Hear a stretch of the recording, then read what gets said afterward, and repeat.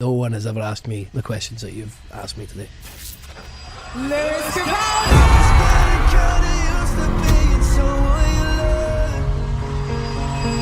Releasing new music first time in like 3 years. This time I'm shitting myself. Why? I remember that video of you doing you found out your net worth. Oh yeah. There's 10 fucking million quid sitting about somewhere. Where the fuck is it? No label would ever tell you that is the strategy to become successful. You can fully just put a picture of you with a towel wrapped around your head and these stupid glasses on with your top off on a big massive poster on the tube. It's less about being like a polished fucking pop star or whatever. People see through that shit. You are living an extraordinarily unhuman life. What is the reality? I have really bad anxiety. It never reached a tipping point until after getting famous. I fucking hate recording albums. Despise doing music videos. I only do all that stuff because playing live is this fucking unparalleled thing that you can't compare it to anything else. So like when that was making me feel shy, if it's like, fuck, I don't know if I can do any of this shit anymore. My dad gave me a lift home from the airport one night and I was twitching like fuck to the point where he started crying in the car. I couldn't concentrate on work I was doing because I was so convinced that I was going to die. What is the question that no one asks you that would reveal the most untapped answer? I think... Before this conversation starts, I've got a favour to ask from you.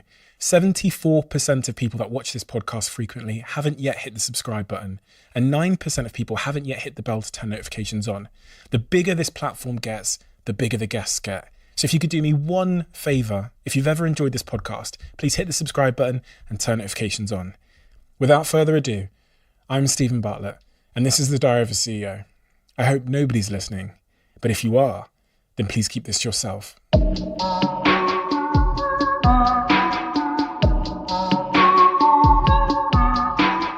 Lewis. Hello. When you look back, and I was reading about your childhood, I found it really fascinating. When you look back at those early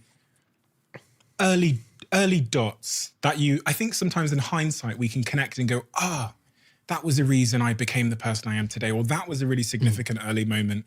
What were those first early dots that you connect and go, that's why I ended up where I am today? I think for me, it's probably... The first one I can remember is like... I remember just being on holiday in France. We used to go on these mad, like, caravan holidays in France. Me, my mum, my dad, and my two older brothers, my older sister. And there was like, I don't know, for some reason I had become obsessed with Queen. I must have been like 4 years old. But like we got like a CD in the, like one of the, remember those free CD newspapers? Like, oh yeah. Where you would pull out stuff. So we got that. And it had like We Will Rock You by Queen on it. And it had We Are the Champions as well. And I remember like I became obsessed with it. And I was like listening all the way through down to where we were going. So we drove from Scotland to France. So it was like, I just remember listening to that constantly on repeat. And then I don't know if I'd ever showed an interest in singing prior to this or being a singer or anything like that. But I remember we were at like one of those like a band was playing. It was like a karaoke thing, like one of the family entertainment nights or whatever. And for some reason I just like asked if I could go up and sing We Will Rock You by Queen.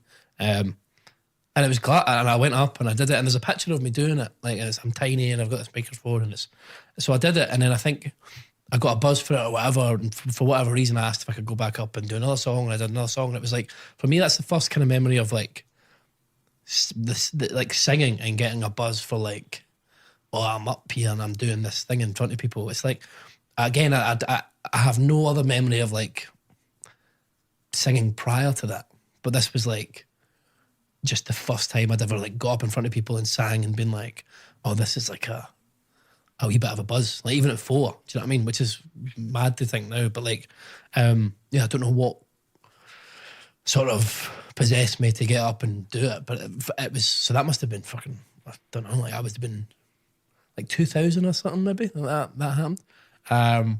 But yeah, I still can't like put my finger on why I did it or what the reason was for getting up on it, but You're 4 years old? 4 years old, yeah. So it was a strange one. And it was like a party or something? It was like you go in these fucking it's kind of like these kind of package holidays that you go on with your family. And they have like kids clubs and they have like entertainment nights. So it's like everyone kind of congregates in this theatre kind of bit in the middle, and it's like, I don't know, they have a band or they have like, I don't know, fucking puppet show or some shit like that. I don't know. I can't really remember. I haven't been back since. Do you know what I mean? I don't often hang around them. No, yeah. They didn't book me back.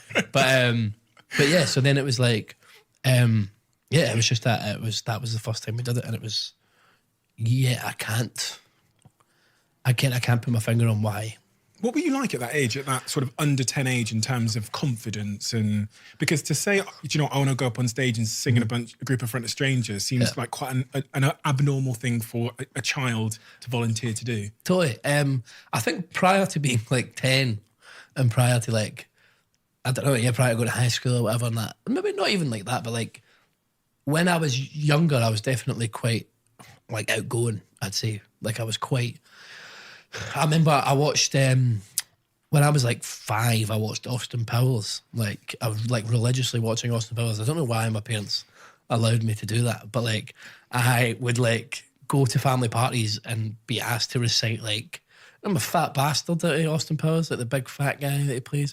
But I'd be asked to like recite parts of his thing, and I would do it in front of everybody and all the rest of it. But it was never like, again, it was never singing. It was just like acting the goat and like taking the piss, and like I would get up and recite all these fat bastard bits and fucking.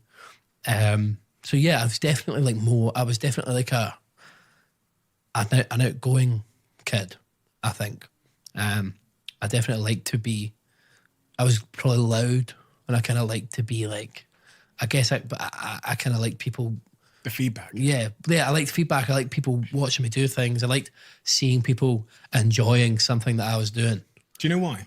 I don't know. It's a strange one, because I guess I never put much thought into it when I was 5 or whatever. But I don't know if it's like, I don't know if maybe like making like my parents laugh or something made me feel like, oh, that's a buzz or whatever, or like, I don't know. Yeah. I've sat here with quite a lot of comedians, you know, Jimmy Carr, Russell Kane, Russell Howard. And that's been one of the really fascinating things for me, is like trying to find out why at a young age they got a real buzz from performing and making people laugh. And actually, I think it was Jimmy Carr that said something to me. He said, instead of, you know, because there's this kind of stereotype that you do that because you're depressed and you're trying to, I don't know. But Jimmy Carr said to me, when you see that behaviour in a comedian, don't ask them if they're depressed. Ask them which one of their parents were they trying to cheer up. All right, wow, interesting. Yeah, that is interesting. I don't know, my parents, when I went to a therapist a couple of years ago who had said my mum's mum died when I was 3 of like cancer. Not like cancer. It was cancer. But so sorry about that. And then a year after, her aunt like committed suicide. Who was my mum's sister, my aunt, committed suicide. So my mum lost her mum and her sister in like within a year of each other. So I don't know if maybe that's like, I'm quite like a hypochondriac, and I'm kind of like, I always think I'm ill of dying. And when I was younger, my mum used to tuck me in, I used to always be like, have you locked the doors? Like even when I was like 4 or 5 or whatever. And a therapist told me that was kind of like, that might be because of like being exposed to like the fact that people are gone. Like people disappear, people aren't, like, I was aware of what death was at a young age. So I don't know if maybe that's like having seen like that sort of like profound sadness in my mum when she's like lost her mum and lost her sister. I don't know if maybe that's... Was it profound sadness that you saw? Oh, for sure. Like, I mean, it's obviously... I mean, I can't imagine losing my mum at this... I mean, I'm 25. My mum would have been 34 when she lost her mum. So, yeah, for sure. Like, I have, like vivid memories of, like, going into my mum's room and she was crying in bed. I think this might have been when my aunt died. But her crying in bed and talking about, like...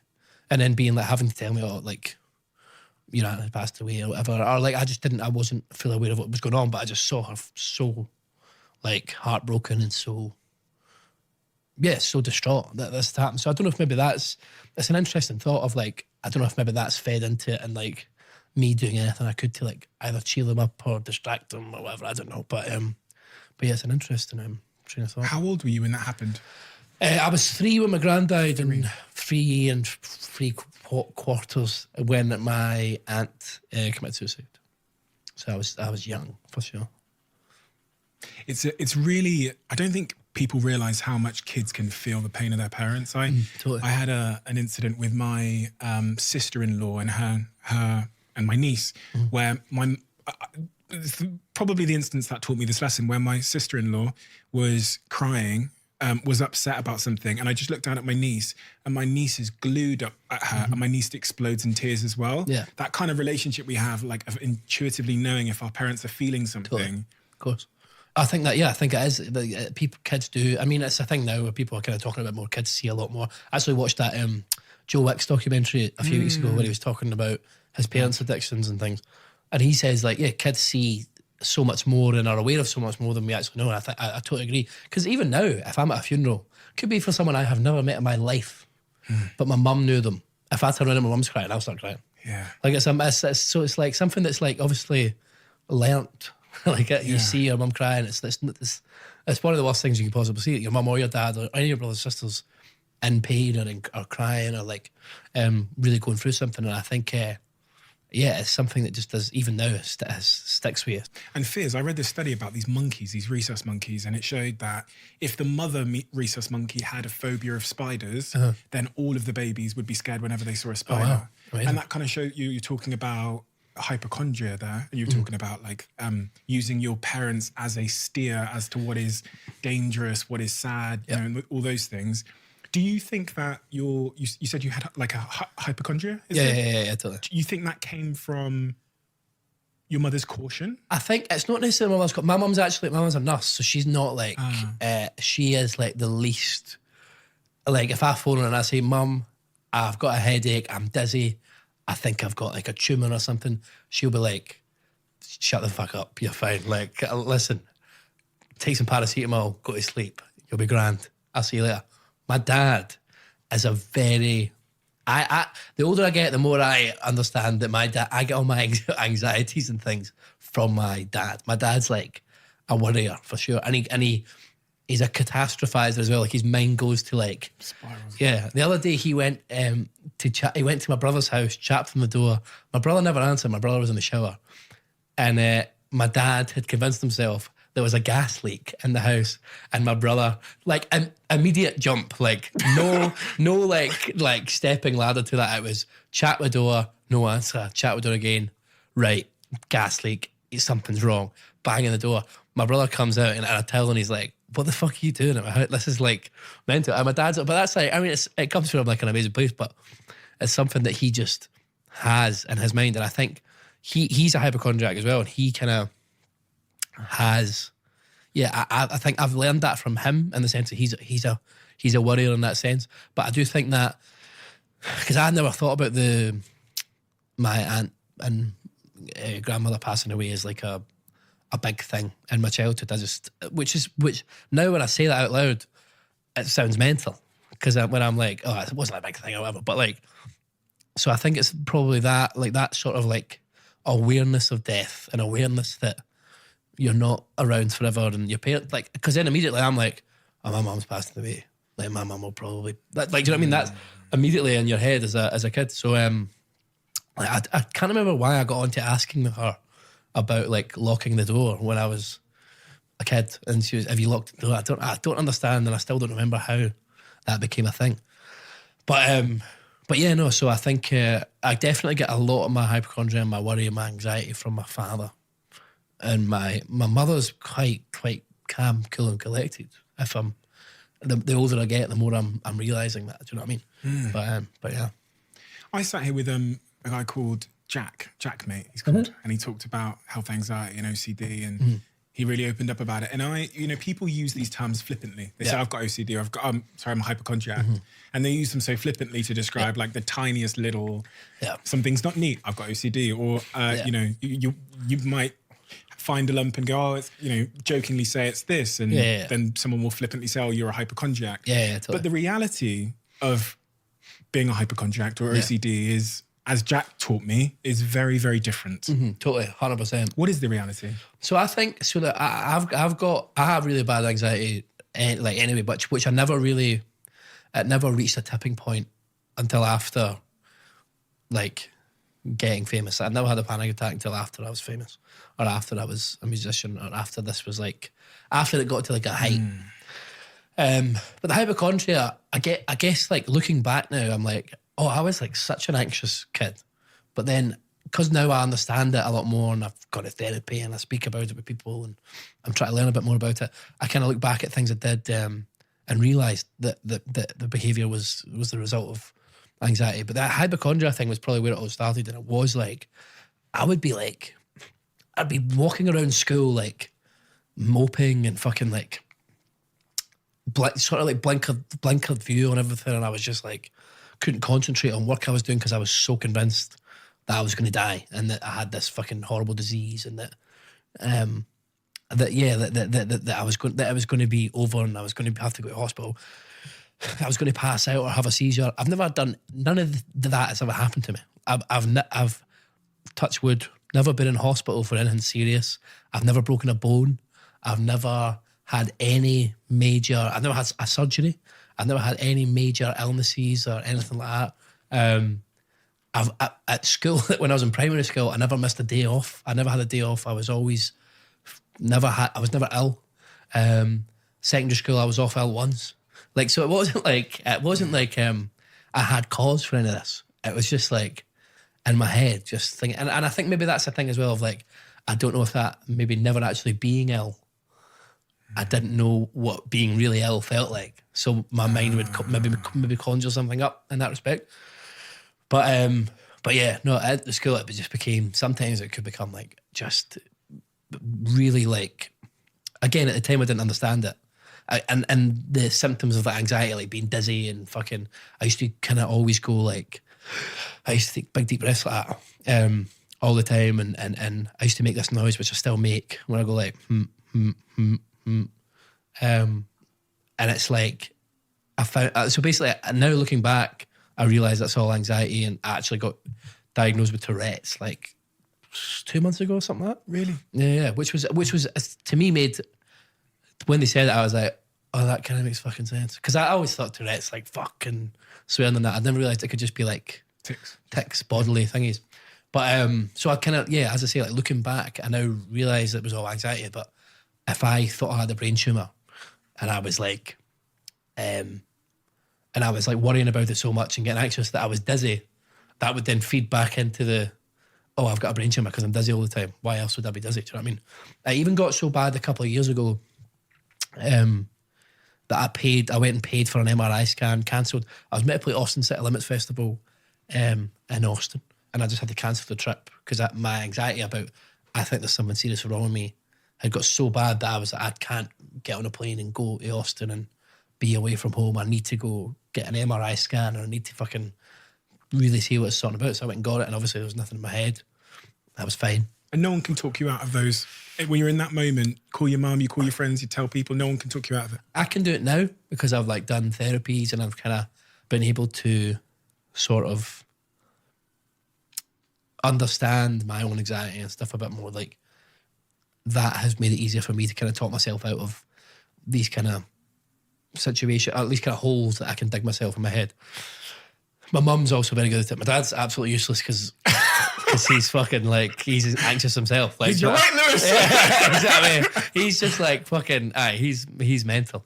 But so my mum, yeah, she's really good at, like, if I'm having a panic attack, my mum has to, like, there's nobody else that can like talk me out of it but mum, for sure. Definitely. Like that, by the way, my mum has had to sleep in my bed as recently as like a month ago because of how bad my anxiety got at one point.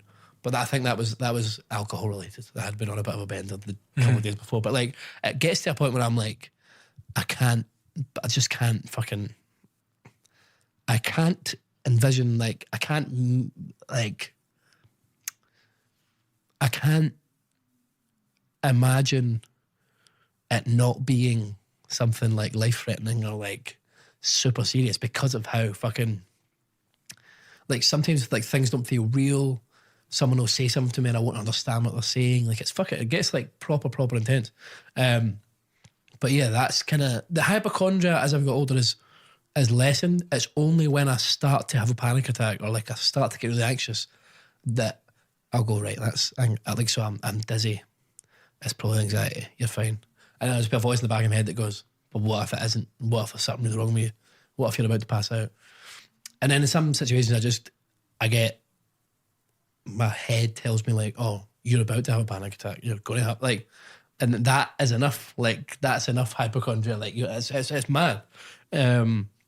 So it's still something like ongoing, like that I deal with, but it's definitely getting better. I've started taking like a medication for it. I've seen a therapist more regularly. Again, the Tourette's thing was like a good sort of, and it was kind of nice to hear because I started doing this bad twitch my shoulder. It's actually okay today, but that became so like bad that I was like, this has to be fucking something serious, like motor neuron disease, and all that shit, and like again, just the wheels starting turning and all the rest of it. So that finding out the Tourette's thing was fine, was like a nice sort of like, oh, that's okay, that's cool, because I don't mind like, I never really think that like I have like a mental illness of any sort. I just think sometimes I get really anxious and it's fine. Do you know what I mean? It's like, it's just one of those things, but I don't see it as like this big thing. I'm quite like, I'll talk to anybody about it. If I'm having a panic attack in a room, I'll be like, I'm having a panic attack, by the way. So just do with that information what you will. And you said that on stage before? Yeah, I've done it on stage. I had a couple of panic attacks on stage. We played, and we did an arena tour in March 2020, like right up and like just before COVID kicked off. And I don't know, it was like, obviously it was like, basically it was kind of the combination of this album campaign that we had done for the last record, and things were great. And it was like, we played Australia and done some amazing shows in Australia in January, Europe in February, and then March was coming back, like kind of nice sort of fucking victory lap. Look what we've done. This is great. Arenas, can't believe we're doing this in the first album. Amazing. It was the worst 2 weeks of my life. That was fucking shit. I hated every minute of it. Like, if you look at videos of me on stage, I'm doing this twitch that was so bad that it was just like, I couldn't speak between songs. I had to stop songs and start them over again. I saw lots of tweets being like, one tweet in particular that was like, oh, Lewis was fully on cocaine, like fucking, there's like twitching, fucking all that shit. And then obviously I'm like, oh no, people think I'm on cocaine, that feeds into my thing. Do you know what I mean? I don't, and it was fucking horrible. And I think I played, the first two shows were in Glasgow. They were like, the first two arena gigs were in Glasgow. And I remember walking out into it was like a kind of big Coliseum thing at the Hydro in Glasgow.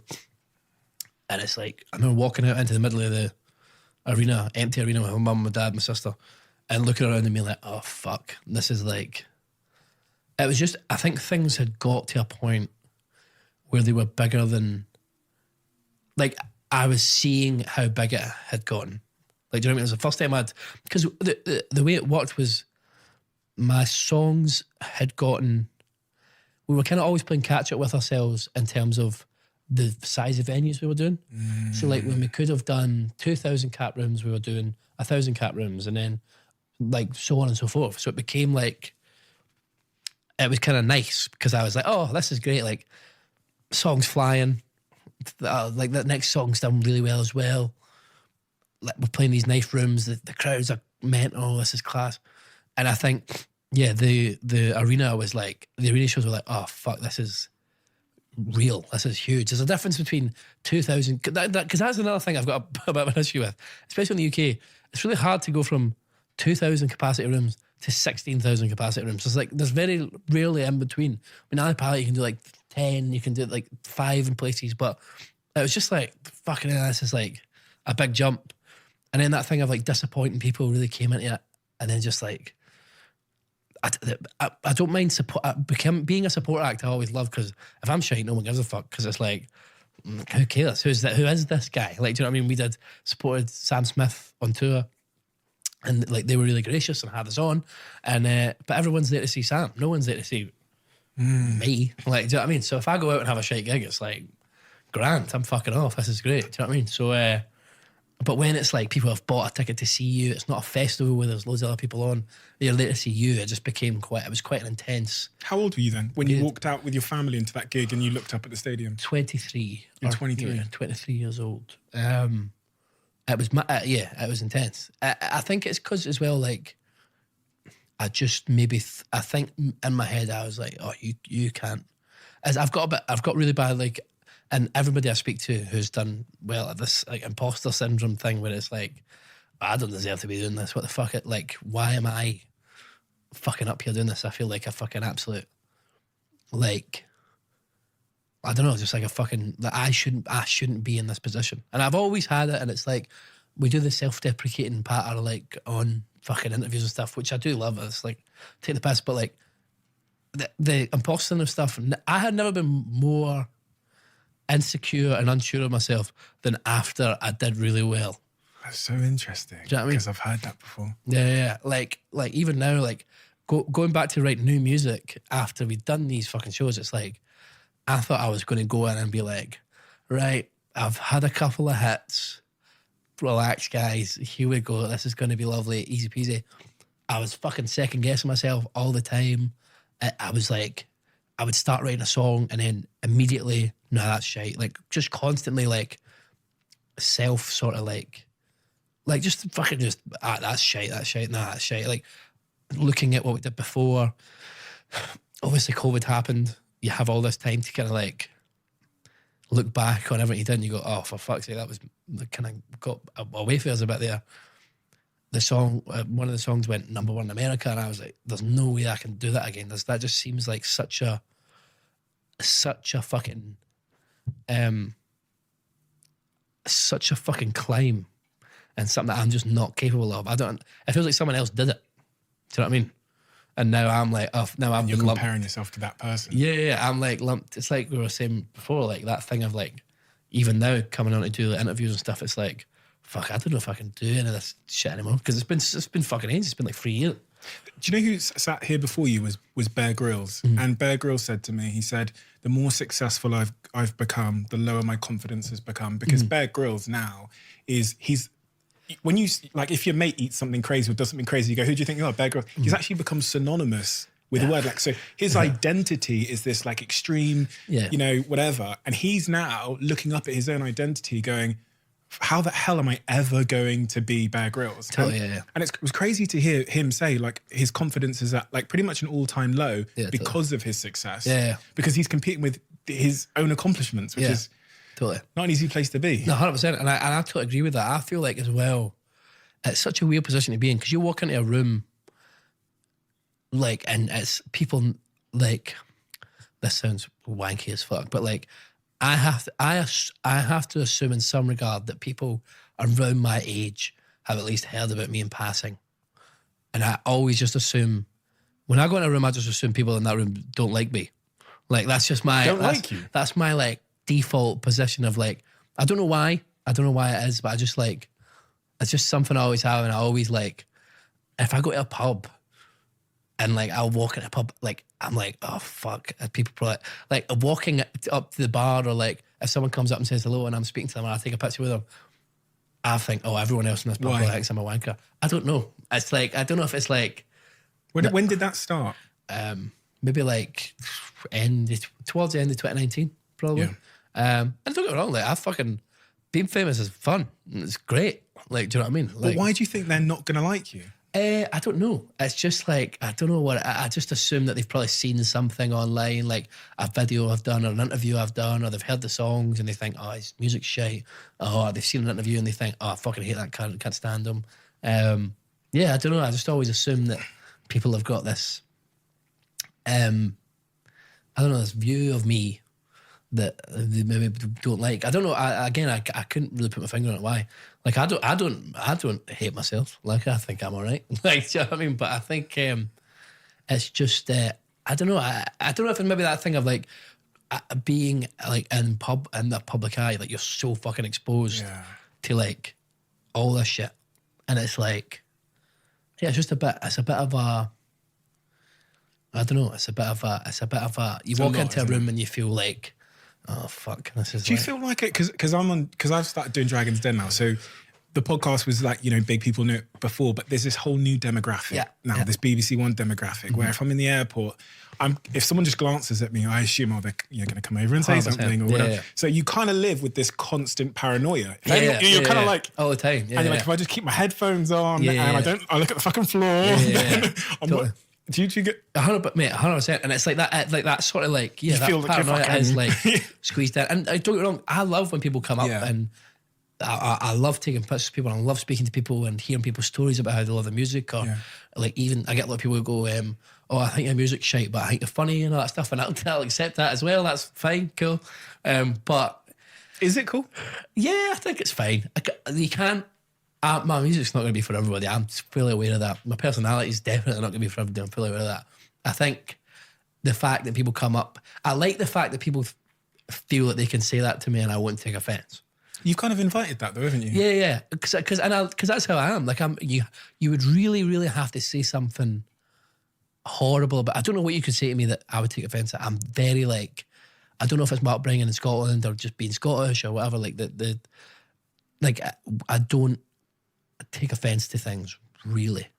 Like I've seen some fucking pretty ridiculous things written about me online and on Twitter and all the rest of it that really does not like. You say you're very self-deprecating. Yeah, of course. Why? I just think it's funny. I think, but again, I think that's a very Scottish thing, and that's a very like we kind of all. Well, when I grew up, everyone just took the piss out of each other. It's quite. I don't know. It's quite a bad thing. Not a bad thing. It's called. You never want to get ideas above your station. Like you never. Even when I was starting out in music, I never thought we'd get to this point, or that things would get to this big. Because I just always thought, that just doesn't. It's maybe a bad thing as well because it maybe stops a lot of people from going to achieve things or trying to reach for stuff. Like I've said before, like if I hadn't met my manager and my label and stuff, I would still be in pubs just playing tunes at the weekend and all the rest of it. It's not like, or I'd be playing weddings and stuff like that because I would just not assume that this was on the cards. But I think, I think as well there's something nice in, don't get me wrong, around my friends I'm slagging them off like nothing else and they're doing the same to me, and it's like you kind of figure out like what your flaws are by the way the stuff your friends pick out. And I don't get me wrong, like on tour, we say some fucking horrific stuff to each other and we take the piss out of each other and it's all fine because we love each other and it's grand. But like, I think in general, if I can, it feels better to make people laugh like at me than other people. Like I would rather make someone laugh at me than grab somebody else and take the piss out of them before. Is there not a harm in that? In self-deprecate, like because I've heard some of the things you said. You said, I mean, I know they're jokes, but you said things like women find me equally repulsive in Australia, and whenever there's you take a shot at yourself, and I do wonder because if one of my good friends was always self-deprecating, I would tell them to stop. Yeah, totally. Because I would be worried that those words might knock their own confidence. Or that's the thing. Is like you don't talk like be nice to yourself. Like that's the thing. Of like I think if you're talking like if you had like a child, would you want someone to say the things to your child that you say about yourself? I get that completely and I understand that, but I don't like self-deprecate constantly in my private life. Do you know what I mean? I don't like it's something that has become kind of synonymous with me doing interviews and all the rest of it, and I do it a lot in my private life, but not like it's not like a constant every sentence like kind of how it is on interviews and things like that. Do you think it's kind of self-defense in a way? It could be, I think as well, Look, my first album's called Divinely Uninspired to a Hellish Extent, which is like kind of saying my album's shite before a critic can say my album's shite. I think it's like, it's nice to take the power away from people because it's like, oh, I fucking said it first. Do you know what I mean? Like, it's like, I think it's quite it is good. It is good. It takes the power away from other people, I think. In that regard, so I do think there's probably something in that, but the way I see it, I don't really feel like it's dragging me down. Like for example, the stuff I say to myself in my head when I'm hungover, that is like damaging stuff, like that sort of thing of like when you're hungover and you're like kind of just that self-loathing and that sort of like that's the stuff that if I said to myself all the time, I'd be like, whoa, you need to fucking like chill out.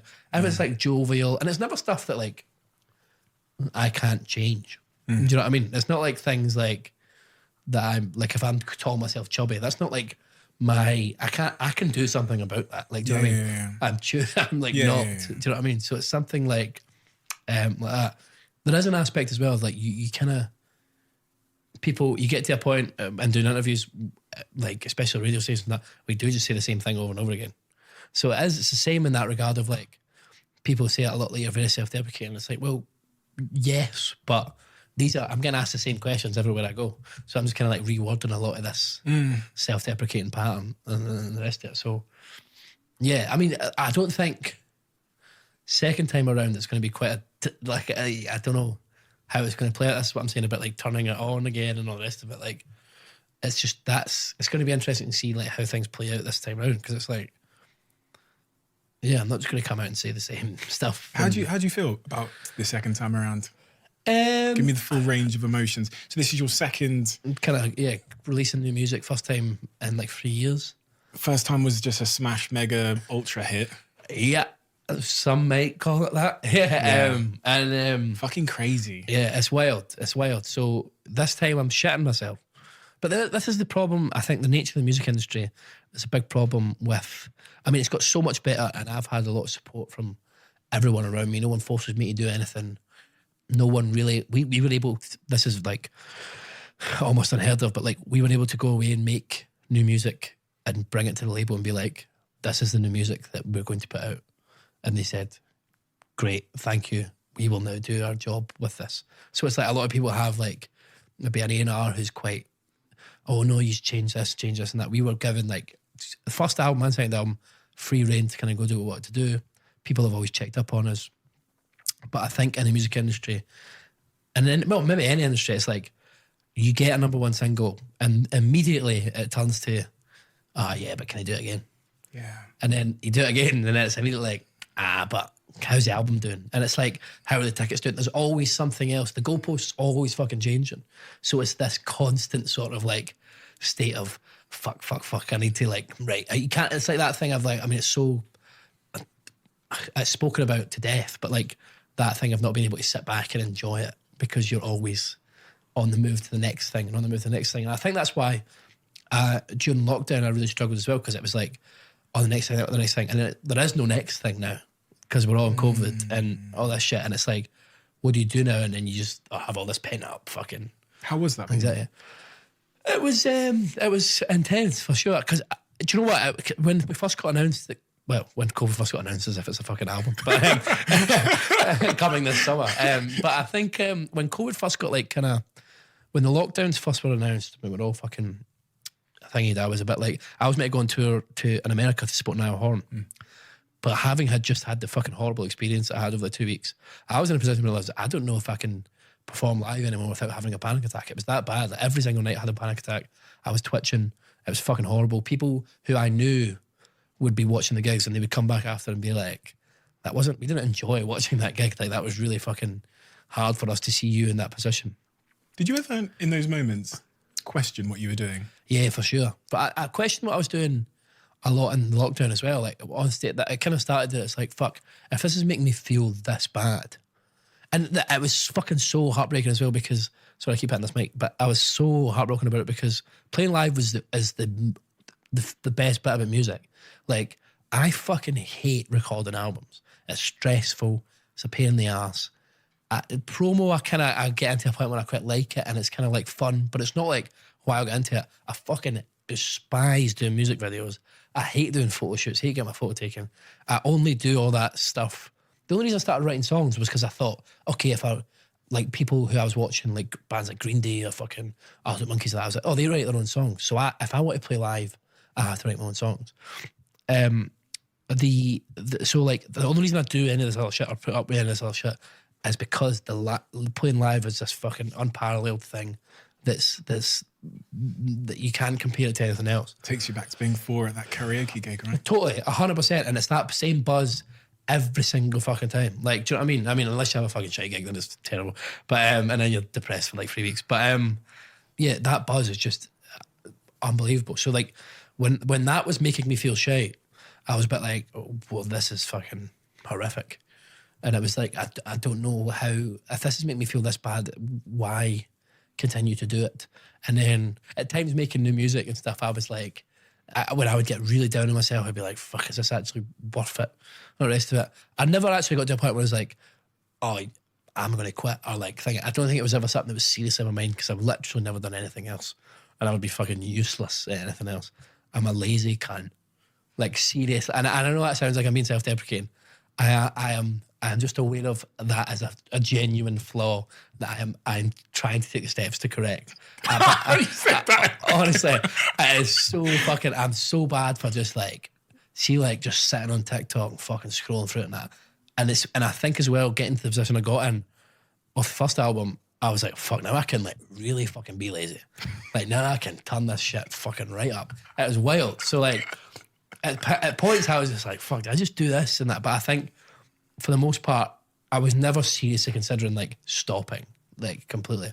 But it was definitely something that, and my mum and dad had raised it to me and my own family and friends. It's like, if this is making you feel that bad, especially when my Tourette's thing was really bad and we never knew what it was. My dad gave me a lift home from the airport one night after I'd been in London for a week, and I was twitching like fuck, to the point where he started crying in the car, because he was like, this is like, again, we never knew it was Tourette's at this point. He was like, this is fucking like, so like, he thought I was having like a seizure next time in the car and the rest of it. It was mad. So like, they were obviously concerned, and they're like, why, like, just stop, don't do this if it's making you feel this shit. You never had any of this anxiety or anything before this all took off. But then again, when I went to therapy, I was like, oh, I actually did, but this kind of just tipped it over the edge, maybe, where it became like panic attacks and stuff like that. The live thing was really a big thing. We went and played the Grand Prix in Abu Dhabi in December of last year. Just like a set, and I was really worried about that.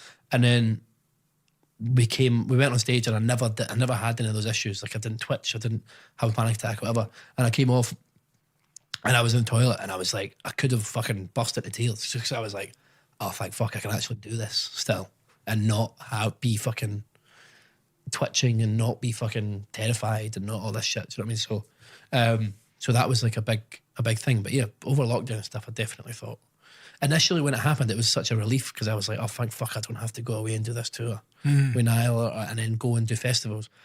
Because it was like, it kind of gave me a moment to kind of address it.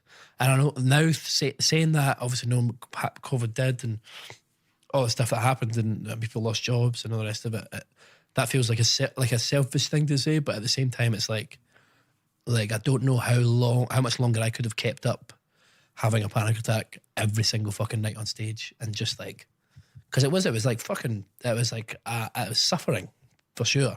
And it just wasn't fun. But again, it was like, I would come off stage and I'd be absolutely, and then I'd be like, oh, I'm not having this panic attack. I got to a point where I was having panic attacks because I was anticipating having a panic attack. So much. Do you know what I mean? So when you get into that cycle, I think you're in real trouble, because it's like, if you go looking for something, you're going to fucking find it. Do you know what I mean?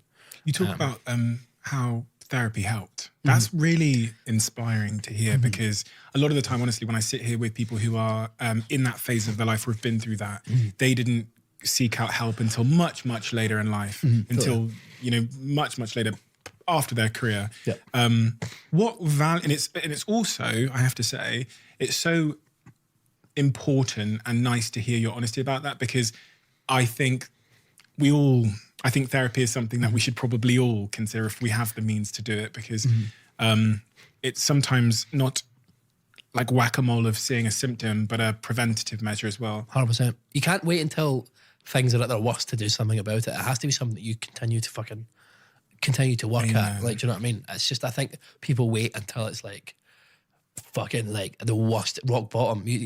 If you take the steps prior to rock bottom, you might not have to reach that. Do you know what I mean? How has it helped you? And what has it taught you? Because, I've had a few, I've tried a few different therapists, and that's the thing as well now. It's like, you kind of go to like different people when you kind of walk out. I think a lot of people might go to a therapist and go, oh, that doesn't work for me. But you have to kind of find the person. Dating. Yeah, exactly. So you have to find the person who's right for you. And I'm still like, I've just started with a new, like, I'm still like trying to find the right person. But like, I think it's just, for me, it was all about like like the first one I did was like CBT Yeah. therapy for my anxiety. And I was like, it was just about understanding what anxiety is and why I'm having these and what, like looking out for triggers and things like that. It was very much about, because at the start when you're just having panic attacks, you're like, oh, what the fuck is going on? This is mental. Like, why am I feeling this? And then every sort of feeling you get when you have a panic attack spurs it on even more, and it becomes this big fucking massive thing. And I think when I went to CBT therapy and she was like, have you felt like this? Have you felt like this? Have you felt like this? Have you felt like... And I was like, oh yeah, all that shit. And she's like, oh, that's anxiety. And then I remember I used to, this passing out and seizure thing became a big thing as well when I was having panic attacks. And she was like, right, well, what happens if you have a seizure? And I goes, I don't know, I'll probably go to hospital. And she goes, all right, so you're in hospital. Where's the best place for you to be if you've had a seizure? And she was like, I was like, oh, probably hospital. She was like, right, cool. So what happens if you pass out? I goes, I'll probably wake up and I don't know, I'll probably go to hospital. And she's like, all right, where's the best place for you to be? So it's like, that's like fucking thing. I was just like really talking it out. And then I never knew what catastrophizing was, where it was like that sort of like snowball effect of Downward spiral. Yeah. This thing happens, then this thing happens. So that was a big thing. And yeah, so just that.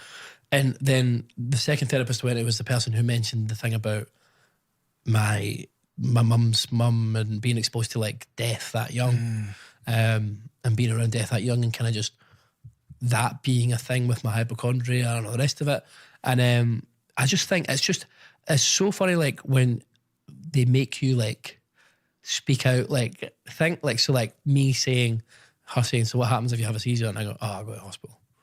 And she goes, well, where would the best place be? Like, do you know what I mean? It's like So simple. It's like so simple, but actually them making you say it, you go, oh, it makes so much fucking sense. And yeah, so it's been a big help. And again, it's like not something that I feel like again, it's not something I ever saw myself doing, go to therapy and all the rest of it. But it definitely fucking makes me feel great. Like afterwards, you just feel like fucking weight's been lifted off your shoulders. And I definitely, I like you say, I would, if you have the means to do it, it's something that I would recommend massively. I think it has helped me. Like it continues to help me. It's that thing of like, it's like anything. It's like you go to the gym to stay. Well, I don't, but you go to the gym to stay fit. Like for me, like going to therapy is like, can I go to the gym to kind of like help my mind just fucking work through things and having the awareness to know that you are living an extraordinarily unhuman life. And I say unhuman because we're not meant to have feedback at that scale. We're not meant to go into arenas. I mean, if we're probably from our hard wiring, we're probably meant to be in groups of 10 of people we know and love, you know, small communities, not going to arenas with tens of thousands of people. Absolutely, man. Absolutely. And I think that's the thing as well, is like understanding that this experience that you've been through is the word traumatic is a fucking big word, but it is traumatic. It's a massive switch. Like I was fucking playing pubs at weekends to earn money, and I was at college doing music and the only reason I did it was because I was lying on my bed one day and my dad says, what are you doing after the summer? And I goes, oh, I don't know yet. I was just going to play gigs. And he was like, oh, you fucking work out something. So I phoned my friend Adam and was like, what course are you doing? Oh, I'm doing this music course. Went and done that. So I was just fucking like pottering around, and then this shit just kicked off. Do you know what I mean? Was your hope for life then? If we go back, because we did skip past that part.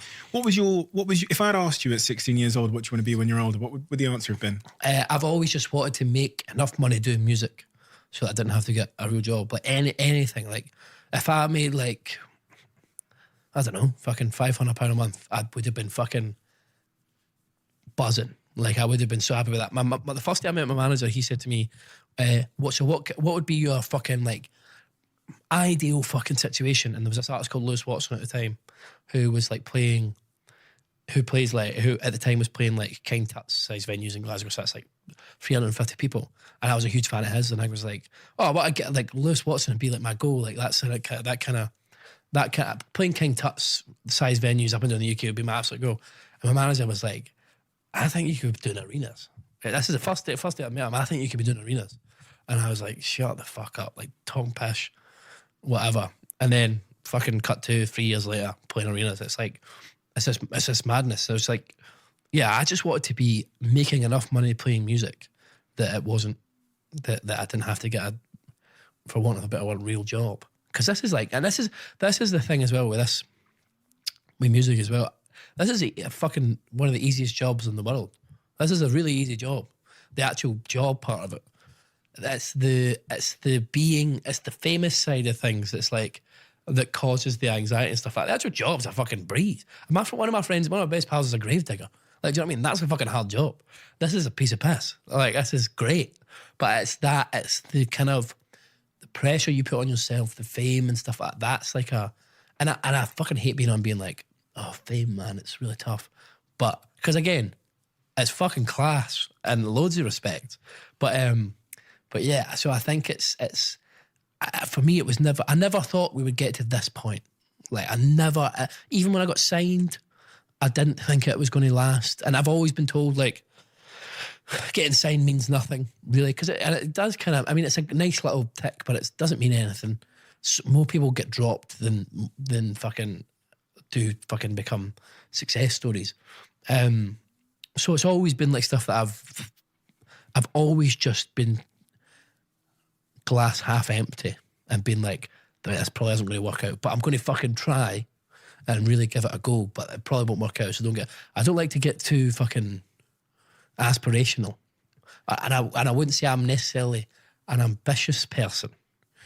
I do think there's people around me who are ambitious and who we have the same like lofty dreams, and they maybe see something in me that, again, this is something that I cannot be more thankful for like labels and agents and PRs and my manager and my family and friends and stuff. They've obviously saw something and thought for some reason that we could get to a point. But personally, I just feel like I'm just happy to play music and specifically play live. So if this just can continue to that, I can do that. I kind of like big crowds now, so it'd be nice if they could stay big for at least 2 years or whatever. But if I can play live music, yeah, I'll show up and play Someone You Loved at any old shite for the next 20 years. Do you know what I mean? I don't give a fuck. I'll do that, man. Do you know what I mean? Because it's a buzz. But yeah, I don't know. I just think I've always been that. Oh, this is probably the end of the road here. This is probably as big as it's going to get. And it's just like even when we started doing well in terms of like selling tickets for gigs and stuff, I never ever saw myself as someone who was going to have a top 40 single. So this is after selling out tours and the rest of it. I just thought, oh, we could maybe squeeze a top 10 album. That was like my big thing. I was like, if we get a top 10 album, I'll be fucking happy. And then it just fucking took on a life of its own. One of the things that I was really inspired by, and which we kind of skipped over again, is this, how many years of like practice and repetition you put in before you got discovered, like playing in pubs at like 11 years old and sneaking in and hiding in the toilets. Yeah.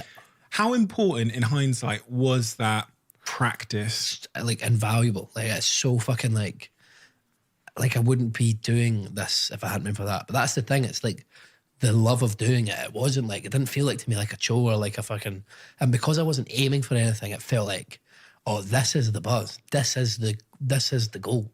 Like, We're there. Yeah, we've done it. Me, when I got on stage when I was 11 hiding in toilets, when I got on stage, I was like, fuck, I've made it. This is good. Like, do you know what I mean? The fact that I didn't kicked out the pub, didn't get kicked out the pub that time, that was fucking grand. That was all I was after. But so to me, that was the goal. Just play gigs. That was class. Most of my memories are like going out and getting hammered and underage drinking, which you obviously shouldn't do, whatever. But it's like, are all related to, we put gigs on and we invited all our friends to these gigs, and like we went and hired pubs that we knew served people who were like 16 and all that. Like we did that. It was this, it's so, my life has been so ingrained in like doing like music, but it never ever felt like, even now it doesn't feel like I'm working hard. Nothing feels like I'm working hard. Like it's getting to like the #1 record at the time didn't feel like I was doing much. I just feel like I was, because I fucking loved doing it, I didn't feel like I was working really, really hard. Again, I think it might be something to do with the fact that my brothers are like electricians and my dad's a fishmonger, mum's a nurse, and I know what I can see like a proper day's graft compared to fanning about all day and niddling on a guitar and the rest of it. But like, I just never saw it as like fucking, oh, I'm really in the pits here and I'm fucking like I just didn't feel like I was working hard, and that goes back to like being in those pubs and being in those like shite bars when no one was listening to you, or playing in a restaurant, even when I was thinking, fuck, if I was eating my dinner, I wouldn't want to hear me fucking singing.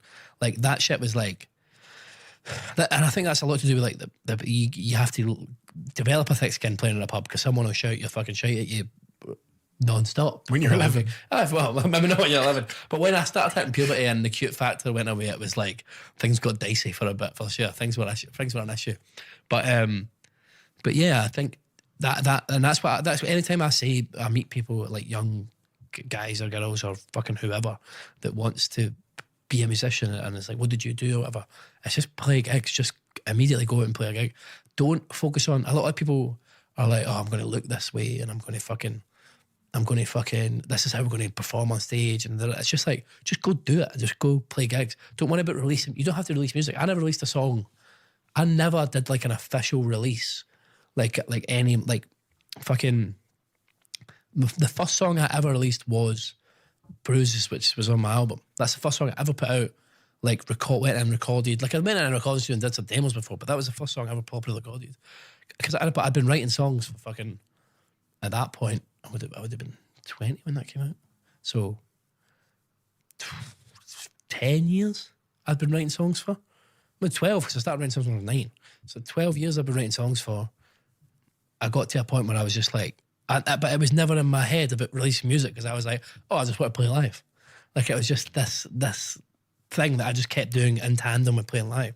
So for me, it's just like, that's whatever I say to people, just go do it and just go fucking get the experience. I remember going to college when we were 18, and like all these people who were really talented musicians and singers and fucking like, they'd never played a live gig. And I was so surprised by it, because they were fucking much more like technically gifted and all the rest of it, and better singers and all that shit than me. But the fact that we had played live so much, me and my friend Adam, who was a guitar player, and Paige, who was my ex-girlfriend, who is Love Island winner 2020, but she was the same. She'd done loads of gigs. Adam had done loads of gigs. I'd done loads of gigs. Like we all drove to Thingy together, and it was like that sort of experience and gigging that we all had became like, it was just so it was so apparent, like that sort of like kind of disparity. And not, again, these people were much better musicians and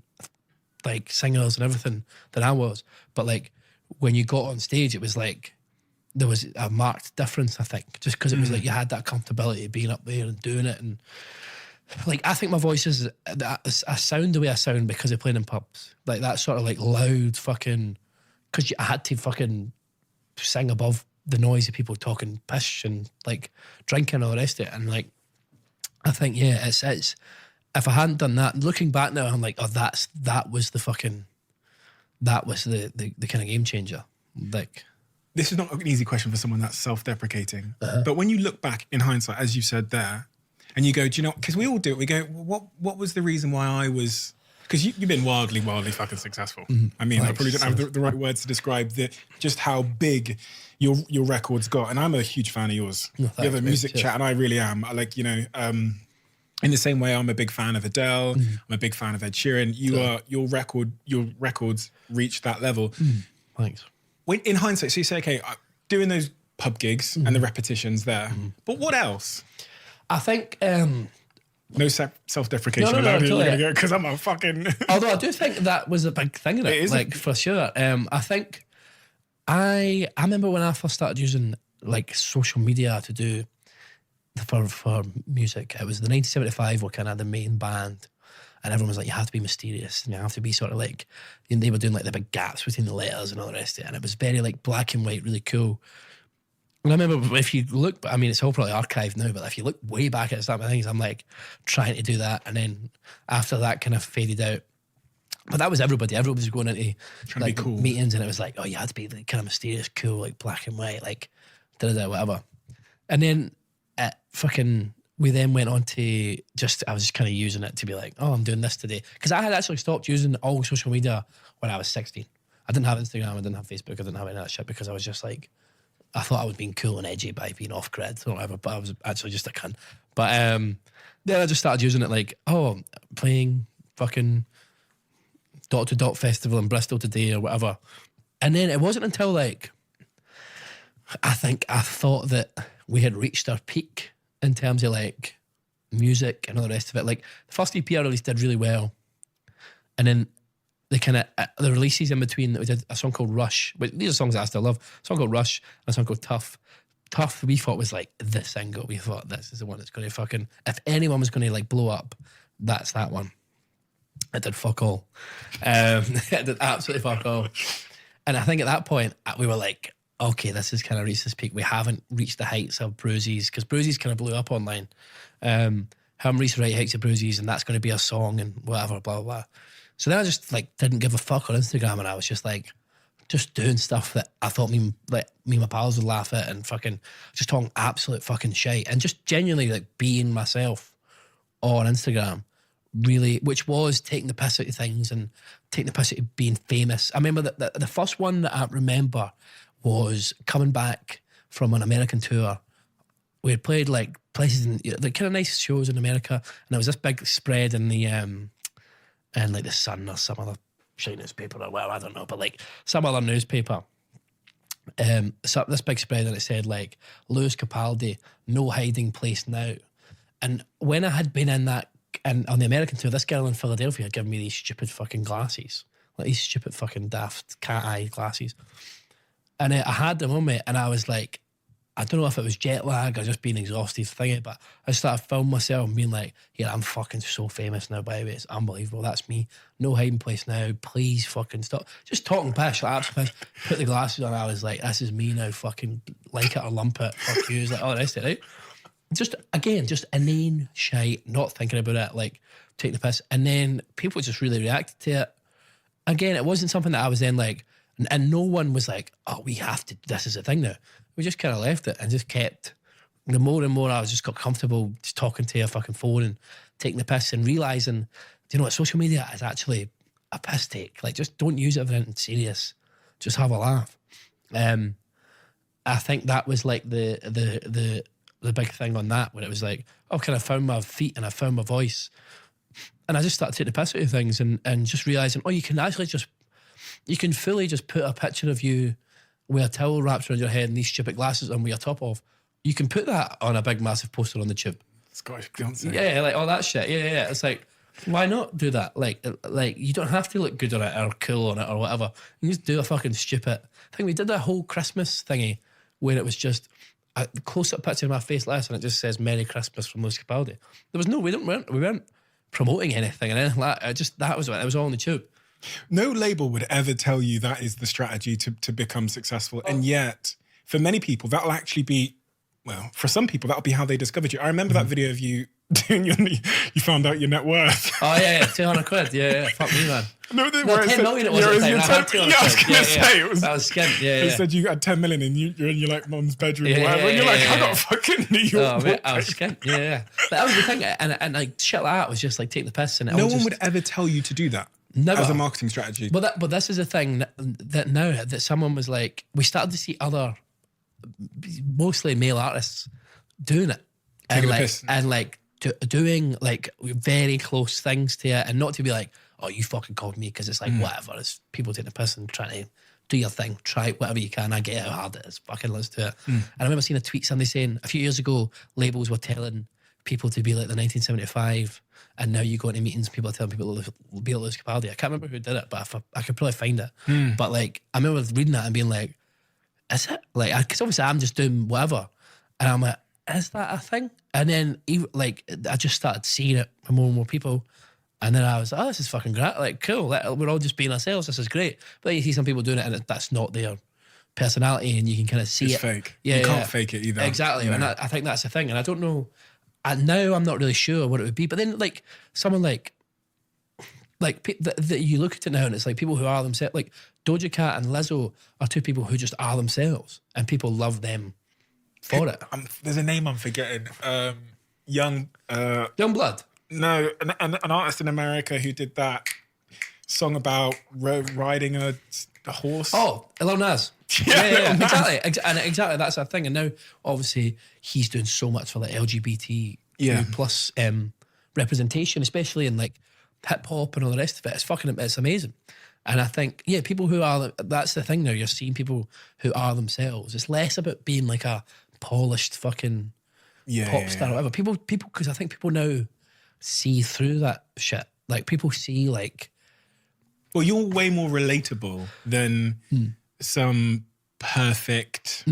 Totally. Beautiful, like like a David Beckham model with like 6-pack abs who is faultless and just is PR trained. Totally, yeah. I can't relate to that. Yeah, of course. But then the what's funny then is it becomes such a part, like it becomes a point where that tons of people start going, oh, well, that's just... I remember there being a story and like this, I think it was one of the newspapers got in touch saying, oh, there's this story that Lewis has a comedy writer. Is that true? Or took comedy lessons, and I'm like, if I took comedy lessons, I think I'd be coming up with better shit than fuck. I'm fat and I'm like farting and that. Do you know what I mean? I think I'd be able to fucking. I'd have better fucking material. Do you know what I mean?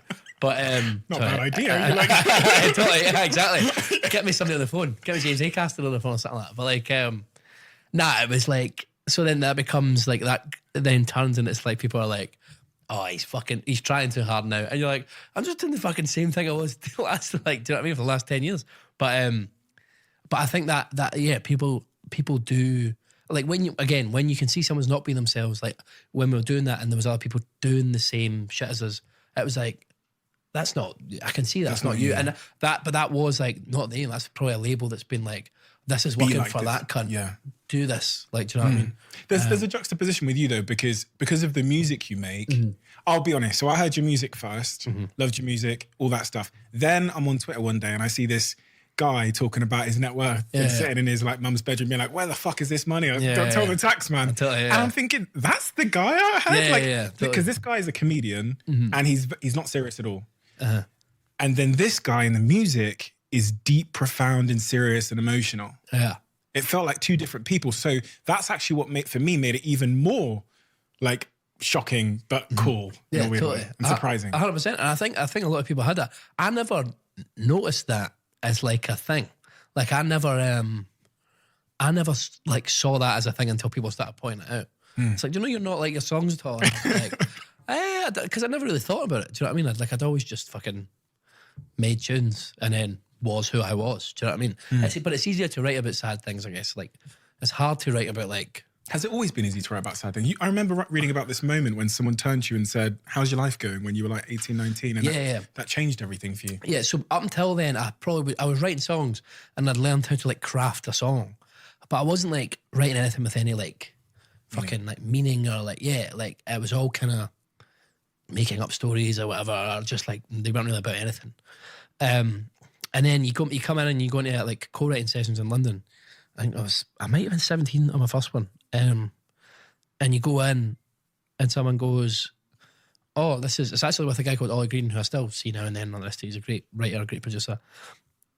And you go like, so what's going on in your life, man? Like, how you doing? Like, what do I write about? And I'm like, what the fuck are you talking? Like, who are you? Like, I've just met you and you're asking me like how I'm doing and what's going on in my life. Like, it was almost like aggressive the way I was saying. I was like standoff. I was like, who the fuck are you? Like, I just remember thinking that. And then over time, that becomes, you realize that's like the people want that, like, talk about that. And it's like, that's what makes great songs, is like, if you have these, if you have these real stories behind them and these real emotions behind them. And that's not to say you can't write a great song and it's just gobbledygook. Like fucking, I remember years and years ago remember that Robbie Williams song, Hey Ho, Here She Goes, You're a Little That. Great tune, right? But I remember him in an interview being like, oh, it doesn't mean anything. It's just all like cool and thing. And it's a great song. I fucking love that song. But like, it was like, when it came to writing my songs, I found that was like, oh, this is the thing I've kind of been missing. Is like, it's weird that it took writing with someone else to bring out more of myself in the tunes. Are you in touch with your emotions? I think so. Like, I think it's really important to feel how you're feeling. So, meaning like, if I wake up one day and I feel sad, I think it's important, like there's a reason I'm sad and I should sit with it and feel it, rather than like, put it off or like not kind of explore it. I think it is quite important to like try your best to fucking just like not trying to put off being fucking sad just leads to, like, for me, a big fucking hole where you're going to like really, really, you're going to just go off a cliff at one point. You can't keep putting it off, or like going out and boozing instead of fucking dealing with stuff or whatever. Same with being happy. If you're happy, fucking great, feel it. I always fucking like get like really melancholic after, especially like, so I just did like my first show in years with my band over the weekend there in Denmark, and then coming back home Sunday, kind of Saturday afternoon, Sunday, and I was just in my empty flat, and I was like, fuck, I feel like shit. I feel really sad now because I've just had this amazing fucking like, Oh, like the come down. high, and like the come down was just like thinking. But I thought it's important to like sit with that and enjoy it, and kind of like not dissect it as such, but just like kind of let it sort of take you. Obviously, don't let it run away with you, but just kind of like deal with it. Don't deny it. Yeah, exactly. Don't be like, nah, I'm grand. I mean, it's like, see, now if I'm anxious, I'll feel anxious and be like, okay, I'm feeling anxious. It's fine. Wonder why I'm feeling this. Could be this, could be this, could be this. I know a lot of people who journal and write down like, I'm feeling anxious because of this. What can I control? What can I not? All the rest of it. And I think, yeah, I try and sit with things. I do think since I've been famous, there's stuff that I'm like less maybe in touch with. Like I've been like relationships. I feel like I've become quite a closed off person. Not in like with my parents or anything else, but like if I'm starting a new relationship or trying to start a relationship, I can be quite A romantic relationship. yeah. I can be quite like, I don't know, shut off. Like a shield, is that? Yeah, for sure. And I guess that's just a response to, you know, everything that's happened. But it's definitely like a. So do you mean like if you meet someone new, say it's a romantic partner or if it's new people, you can kind of keep a wall up because you're... Yeah, and I feel like I can have, it's kind of like I feel like I can give, it's maybe more friendship, but I can give people the impression that I'm like giving them everything. But really I know like I'm fucking defending certain things. Like what? I don't know, just like my own sort of like, maybe like insecurities about things, my own worries about things.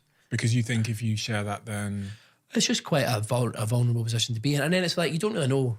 You don't want to give that straight away. Yeah, totally. Because you don't know how they'll react to it. Totally, 100%. And it's like, you don't really want to, I don't know, you're kind of careful about who you share that with and who you spend your time with in general. But like, it's easier sometimes to just not give that away to anybody. And to give them the public image first, and then maybe totally. over time. Because that's the thing now as well, everyone has a perception of who you are. And like, even if I'm on dating apps or whatever, it's kind of weirdly one-sided when I'm asking them a bunch of shit, because it's like, they can Google. Yeah, they know loads of things, and they've either seen an interview or fucking heard on the radio, and it's like, this is one of the things, I think I'm quite open in interviews and stuff like that, but I do think there's still a lot of things that people don't know about me. Like, there's certain questions I won't get asked because of like... I've always wanted to ask someone this question. I'm not sure I've ever asked it, but I sat one day with myself and I thought, what's the question, as someone that's always doing interviews, always talking, what's the question someone should ask me? What's the best question they should ask me? Because I'd love to ask that question to someone else one day. And the best question I could come up with is, Steve, if I was asking it to myself, Steve, what is the question that no one asks you that they should be asking you that would reveal the most interesting, untapped answer? Now, I'm going to ask you that question, and then I'll answer it myself as well, which I've never done before. Okay, fuck. I don't know. Like, what's the question that you think, do you know, if you'd asked me that, you fucking would have found out something that... Oh, I don't know.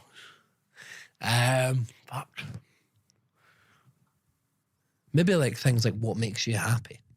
Like genuinely what makes you happy, because I can think about loads of things that make me sad, but I'm quite hard at like... Music became a hobby that became a job.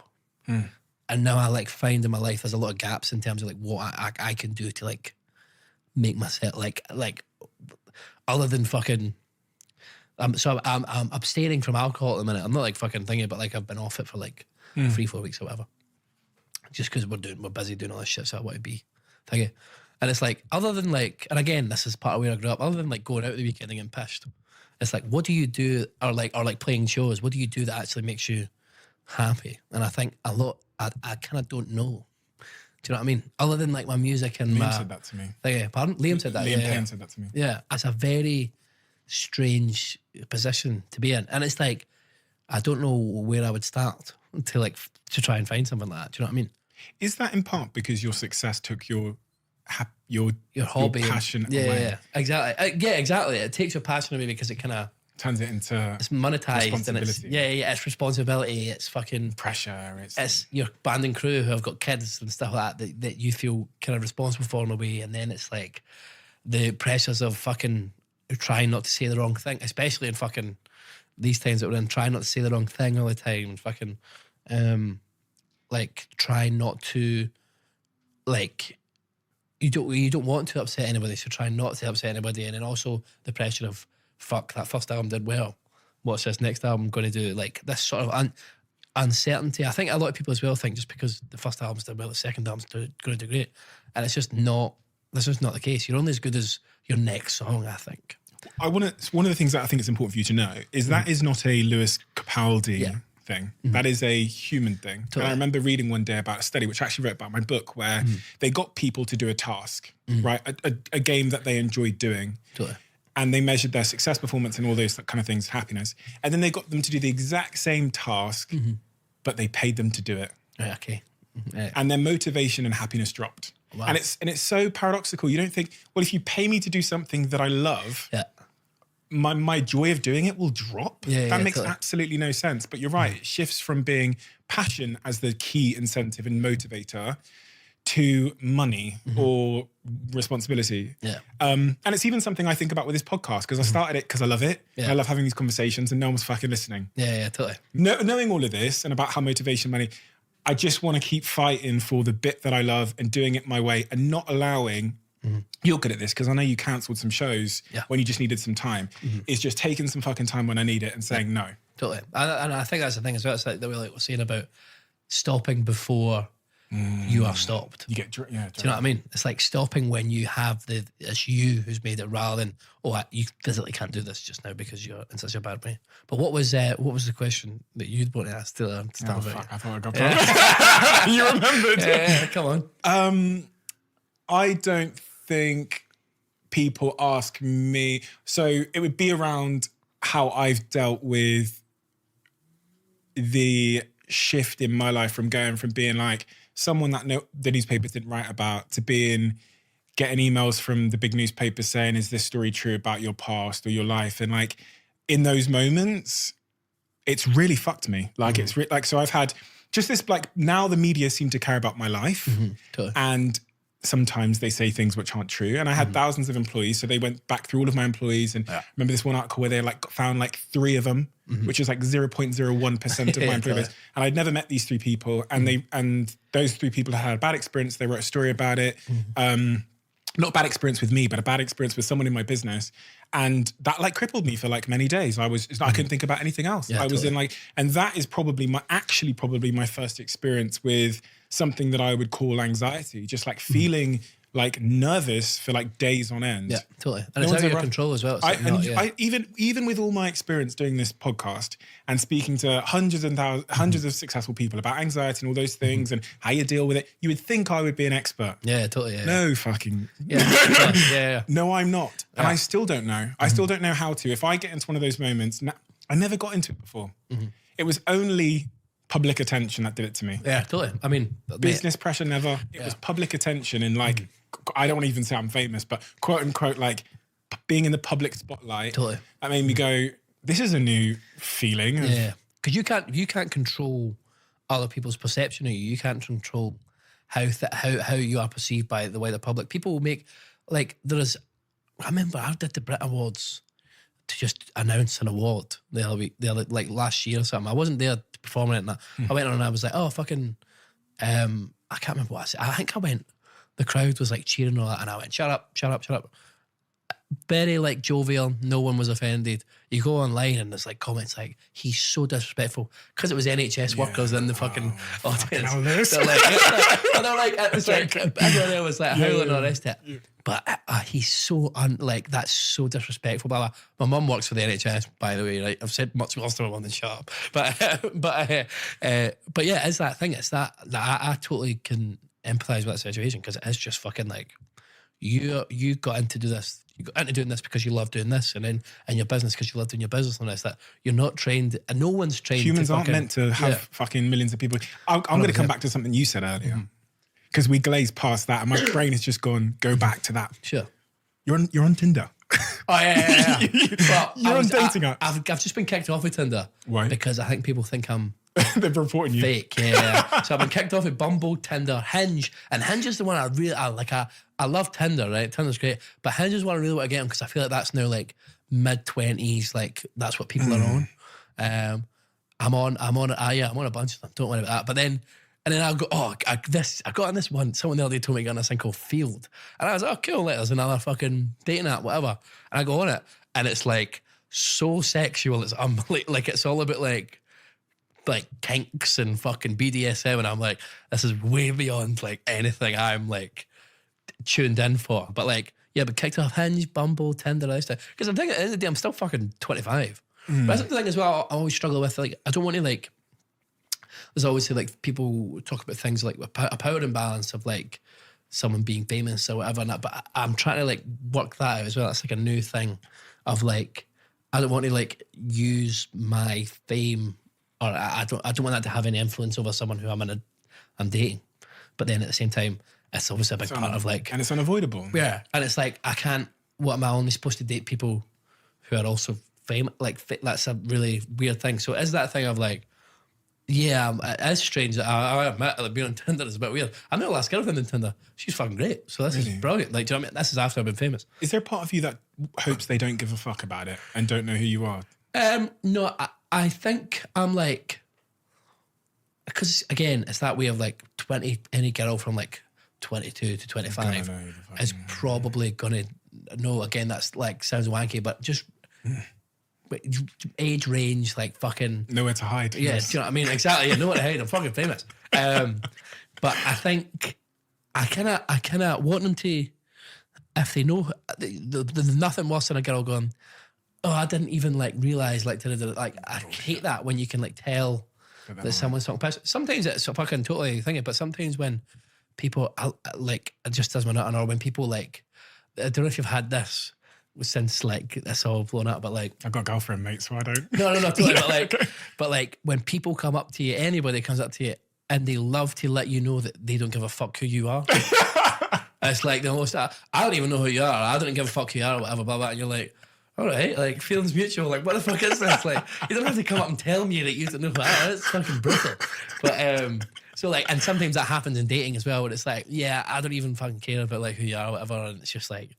Okay, this is like, you don't have to tell me that. Like, just like, we can just have a conversation as two human beings or whatever. But yeah, I think I would rather, if they did know who I was, that it was like, oh yeah, like, cool, like your music's cool or whatever, blah, blah, blah. I probably wouldn't, if someone was like, if someone was at, like, for example, if I met a girl at a gig now, yeah, I probably wouldn't. Maybe back like ages ago when I was playing smaller gigs, but like now it just feels a bit. That feels weird to me. Yeah. Right? That's a very big thing. That feels like maybe taking advantage of your position. So I probably wouldn't do that. I wouldn't do that. Full stop. But I think, yeah, if someone was like into the music, that's great. If someone was like, oh, that's not really my thing, but cool. If someone hated it, absolutely fine as well. But I just think, I just like people to be as upfront as possible rather than be like, oh, yeah, oh, are you that? Oh, is that like your song? Whatever, blah, blah, blah. But it's like, you just want people to be genuine, right? Yeah, exactly. That's the most important thing. Because if they're not, then there's trust question marks, right? Yeah, you think, of course. And I think that's again maybe a big thing of like the whole not giving too much of myself away and all the rest of it, like, and putting those walls up. How is dating and relationships and all that in your life now? Because do you have trust issues that people are going for you for the wrong reasons? That's the question I get asked a lot. It's like, especially being like Jack and Zen and people know you for like money. Yeah, totally. People think that you're going to attract a certain type of person. Yeah, of course. I mean, yeah, totally. But there's this really good bit in The Trip with Steve Coogan and Rob Brydon where he goes, oh, well, she's only going out with you because you're famous. And then Steve Coogan goes, but I am famous. That's like me saying, she's only going out with you because you're good looking and young. Like, you know what I mean? It's that thing of like, it is such a big part right now, at least right now in my life, of who I am, that it is hard to get away from. I think it's going to, listen, for some crazy coincidence, more girls are interested in me now than there were a couple of years Really? ago. I don't know what it is, but it's definitely changed. They read about your net worth. Yeah, totally. Yeah, but it's not to say like, and I don't, but like, it's again, it's that thing of like, see people feel like they know you and like all the rest of it, and they've seen your personality and you maybe made them laugh or like whatever. That can be a big attractive thing. Yeah. And as well, you maybe have this air. People think you're confident because like, or at least with me, people think confident because of how I am on, like if I'm on a talk show or if I'm on like my Instagram, whatever, people assume that I'm a lot more kind of confident. And if I've had a few beers, I'm going to be more chatty and. Are you confident? I wouldn't say so. Not really. Again, it's that thing of like feeling really open to like people. Like it's like that you're kind of put on display. Like I feel like I hate. I don't know. I just don't think I'm. Yeah, no, I wouldn't say I'm not as confident as I was when I was a kid. Let's put it that way. I mean, I don't think anyone is, but like I don't. Some days I feel really outgoing and I'm like, oh, I'm really chatty. Some days I struggle to talk to my friends. Like, see, sometimes I'll just be like, there'll be a bunch of us around and we'll be having a laugh, and then like 3 of them will leave, and it'll just be me and one other pal. And in my head, I'm like, fuck, what do you say to your friends? Like, do you know what I mean? It's that way where you're just in your head and you get in my head and I'm a bit like, I can't think of anything to say. Do you know what I mean? So sometimes that happens. And like, there's been times where I've done interviews with people and I've been really chatty and outgoing because it's like, it's a set up thing. They're asking me questions. I don't necessarily need to ask them anything. And it's quite easy to just kind of lock into that rhythm.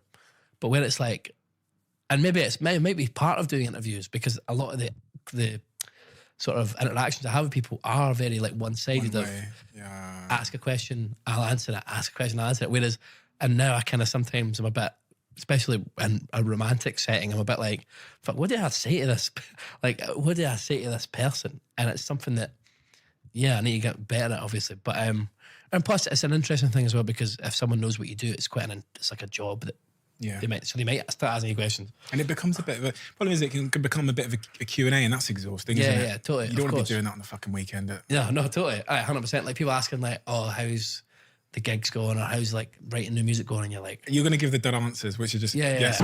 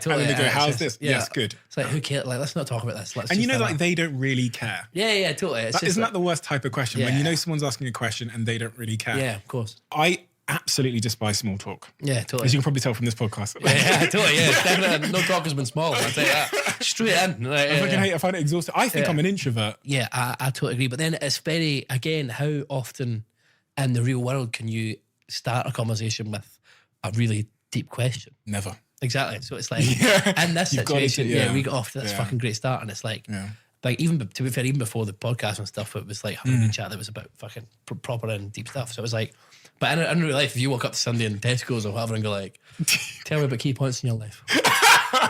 It's like, then we were like, what the fuck are you talking about? Just try to buy some bread. You know what I mean? Like, I think it is thingy, but yeah, no, that's what I'm saying. It's like so refreshing to have these conversations and actually speak about these things because it's like, there's just no other situation where you can actually sit down and talk to this, unless it's like your family or friends. But even then, it's like, sometimes when you go to see your parents, you don't want to have fucking big deep chats with them. You just want to like be with your parents and enjoy being with your parents and like just sit and have dinner and just enjoy. Be there. Yeah, just be there rather than be like, oh, explain your whole life. Yeah, totally. Do you know what I mean? I think, yeah, so these situations that are very, I mean, we don't often have conversations just deep in front of cameras like this many cameras. But like, I think, it's always refreshing.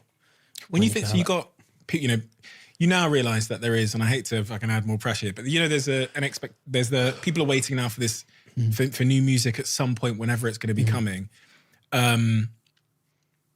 How are you feeling about that? How are you feeling? Oh, I'm like genuinely shit myself. Points making this fucking new music where I was like, I don't actually fucking care about this. Am I just going for the motions and writing these songs and all this shit? And then there would be days where I'm like, fuck, I'm sweating on this. So now the album's done and every single song on it I fucking love, and I think it's a better album than the first one, and I really care about it, and I really put a lot of, I write about a lot more stuff that I would never have spoke about in the first album, like pertaining to my own mental health and like my own sort of outlook on things regarding being famous or whatever.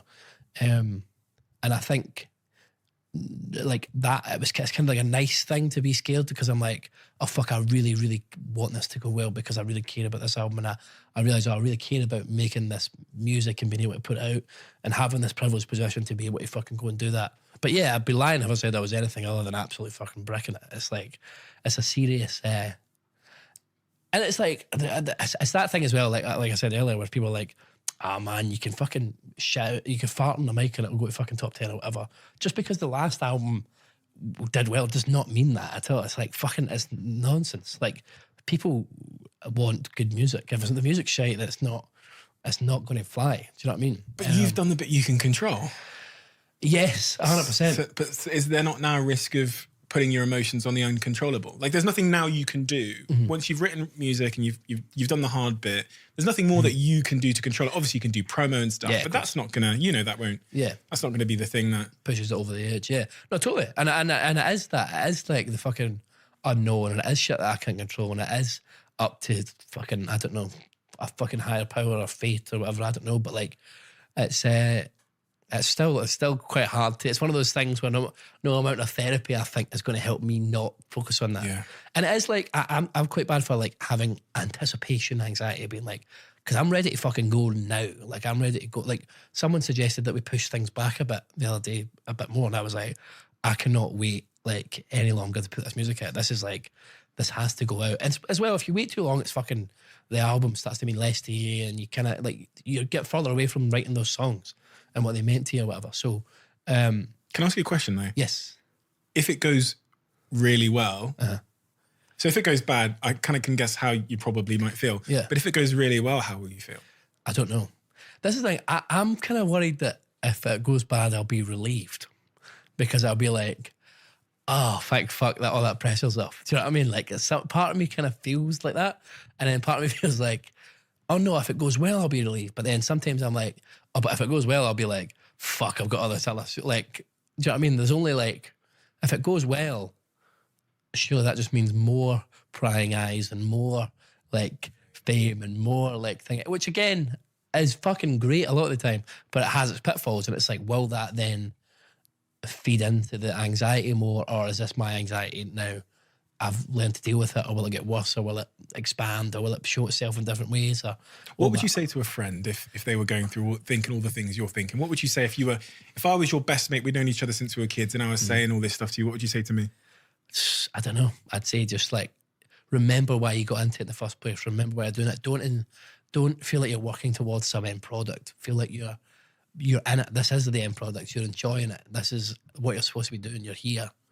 Fucking be here. Don't fucking, you're not, there's no fucking, it's not a destination, like this is pure like on a fucking card, but like there's no destination that you're trying to get to, but like just fucking like, this is the fun part. Like this is supposed to be fun.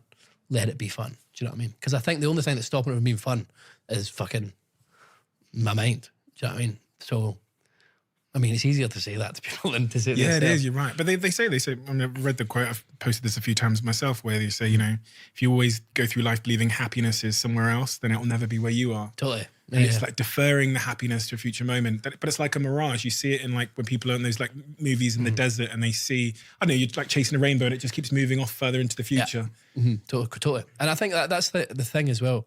Having done all this mad shit and then been to like, the Grammys, fucking hate the Grammys. fucking been to a bunch of other award shows that I didn't really enjoy.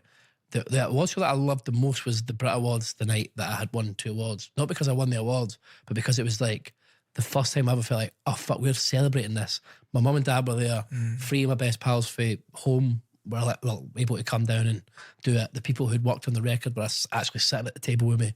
We were like label wise and manager wise and that. But we're like, that felt like an amazing moment. And then you realise it's because there was all these people there. It wasn't like because Of the I'm there and I've won something or whatever. It's because you're celebrating this with like people that you love and people that that have been through it all with you and have.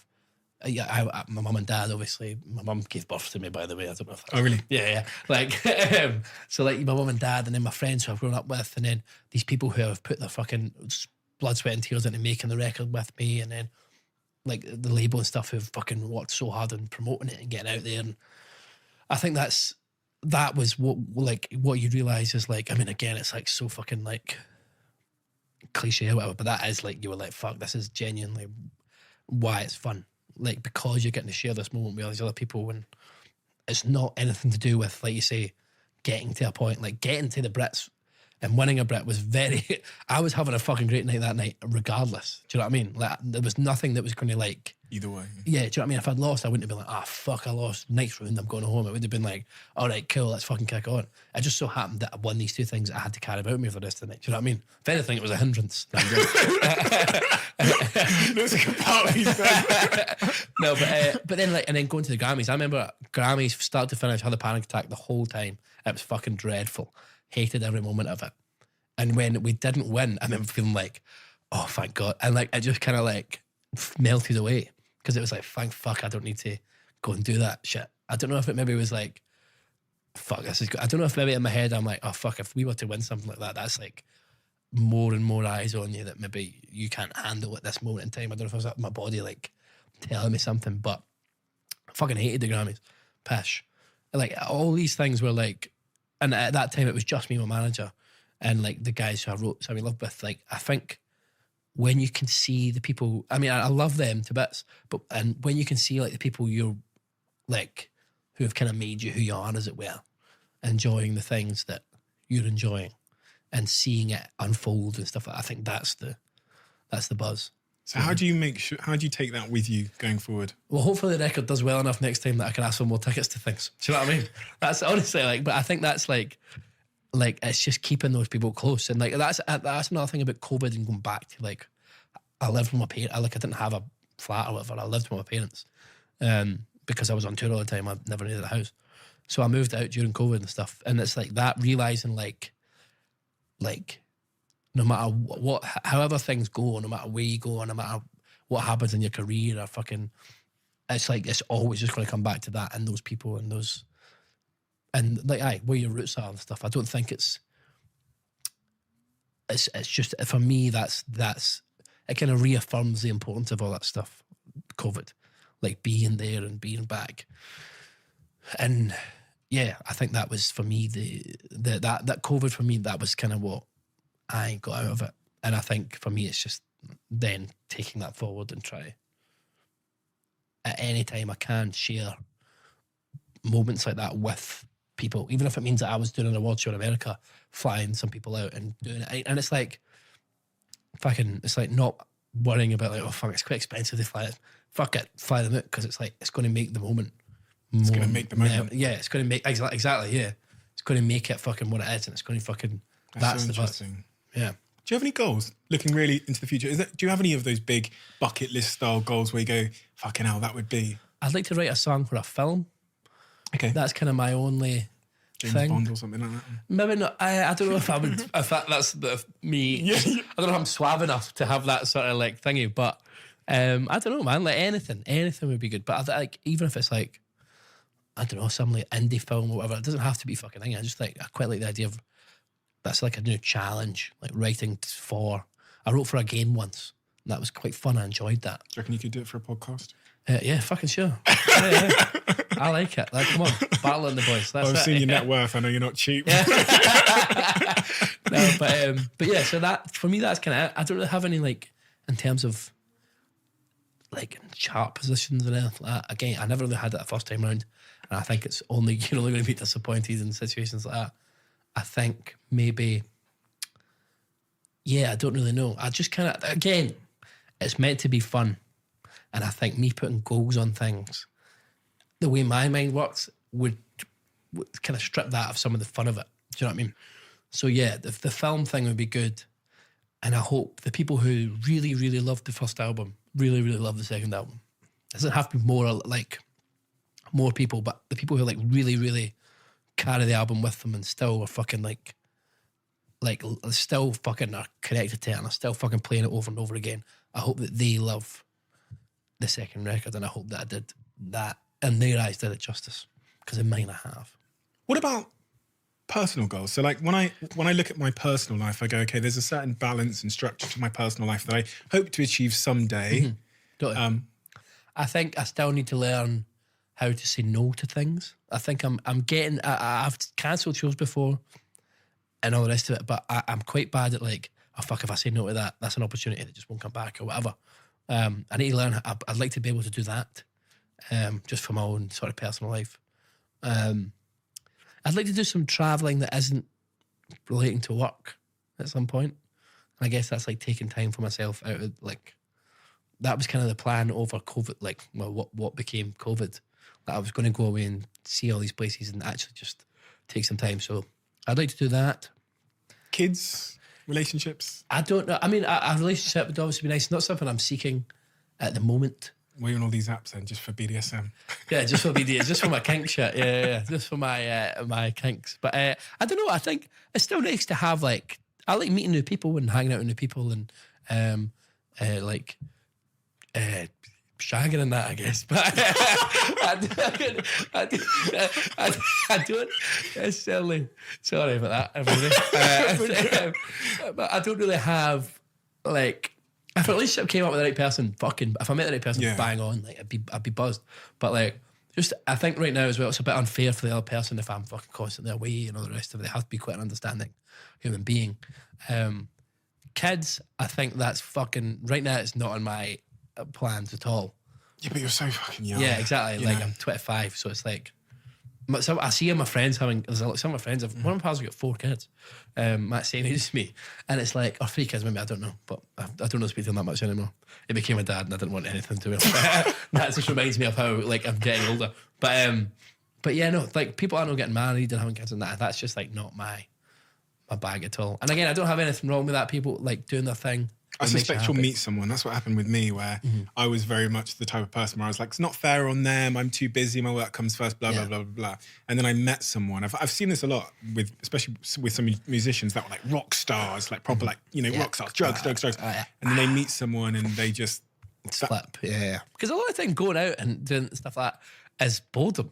Yeah. That is a lot. Like, don't get me wrong, I love a fucking night out. A lot of times you're like, you'll be sitting about Thursday night, Tuesday fucking night or something, and you got nothing on Wednesday, and you're like, fuck, this is boring. Shall we just go get a few pints, and then you end up out and you're fucking unimagined. Yeah. So it's like, I can totally see that, like that switch. So, well, it's nice because you're being young. Yeah, totally, 100%. And I think that's a big thing as well. Is like remembering that I'm in my 20s is a big thing for me, because sometimes I'm a bit like, fuck, let's just get this done and. Like, not giving a fuck and like missing birthdays and fucking weddings and all this shit, funerals.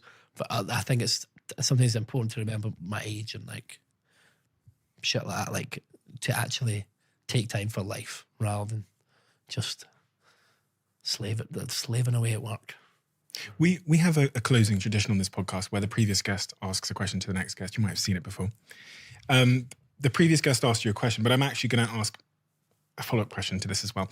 The question they left for you was, not knowing who they left it for, was kind of an interesting question that they left it for you, but would you rather win the Premier League, win an Oscar, or headline Glastonbury? I mean, I think that's quite... Do you know what, actually? See, I do think there's something unreal about, like, see scoring, like, a great goal. Like a great goal. You should do Soccer Aid. Yeah. Oh fuck me, I'm shite at football.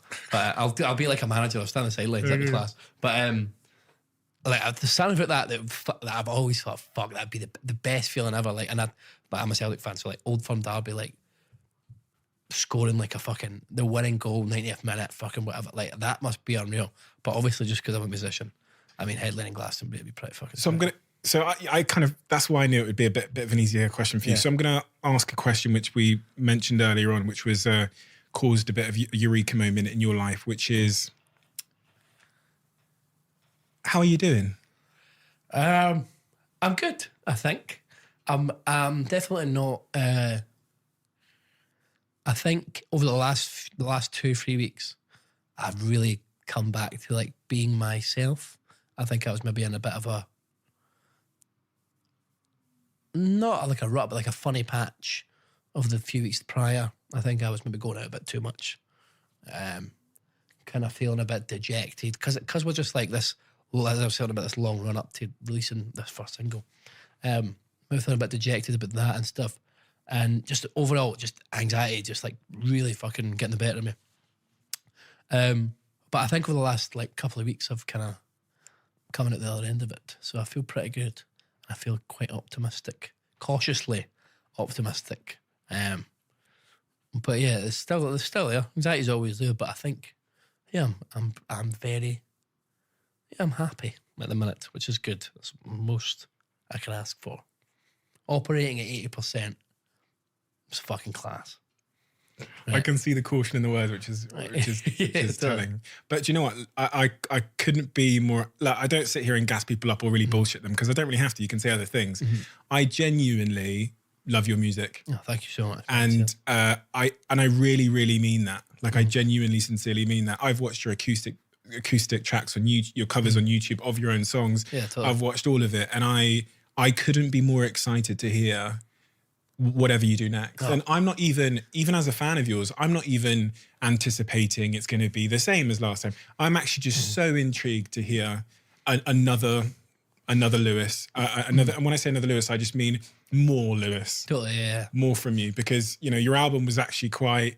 I think because you have so many hits on there, it can feel a little bit short in hindsight. Yeah, totally. I've played the song so many times, so I'm so excited for that. And I also want to thank you generally because it's so refreshing for someone to be so unbelievably open and honest with some of the issues you talk about, because you won't know until, you know, after this conversation comes out how many people you help by doing that. Oh, like when Jack came on and talked about his health anxiety, Jack said online he got thousands of messages a day of people thanking him because there's not enough people talking about it. What's the incentive to do so? There is an incentive, but doesn't appear to be one. It seems to be a greater cost. So thank you for that, because we need to have more of these conversations, and especially about therapy and being a man and being open about your feelings. And thank you for doing this. It's a huge honour. No, mate, honestly, thank you so much for having me on. It's honestly so refreshing to actually have a fucking full-on conversation, in-depth conversation about stuff, because no one has ever asked me the questions that you've asked me today. So it's good to actually talk. I feel lighter. Great. Quick one. We have a brand new sponsor on this podcast, which I'm very excited to tell you about.